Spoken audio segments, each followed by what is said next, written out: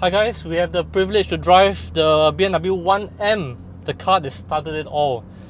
Back then, basically people were so used to naturally aspirated engines, and really it was the first time that we have an M car with a turbocharged engine.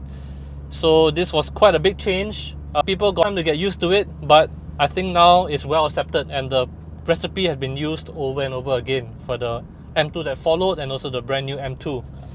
So it's a nice nostalgic drive to be back in this 1M. A couple of thoughts first is, the car feels so friendly to drive. It's less intense than the brand new M2 and it's just a lot easier to drive on a daily basis. I would say the suspension is somehow a bit more pliant, better for daily use. And I think also the manual gearbox is the key to this car. Firstly, the shift is beautiful. It's short throw. It feels so good to shift in this car. Oh, and there's so much torque from the N54.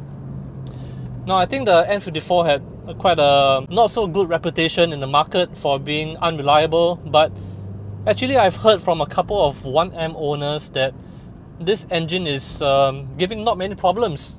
So the owner of this car, he had it for many years. And besides the usual wear and tear, he's actually not having need to do much to the engine at all. And of course, another 1M owner I just met yesterday, he brought the car to the track at Sepang, and his car was also running very well. He's the first owner of the car. So it seems like the later versions of the N54 have done really well, and it's a good blend of power as well as reliability.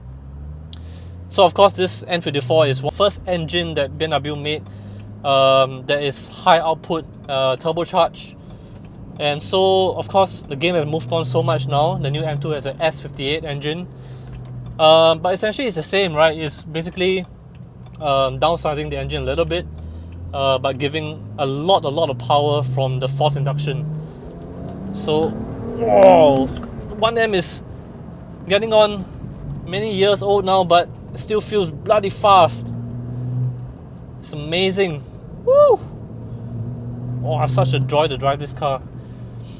And one thing that I got to say, the exhaust note is beautiful.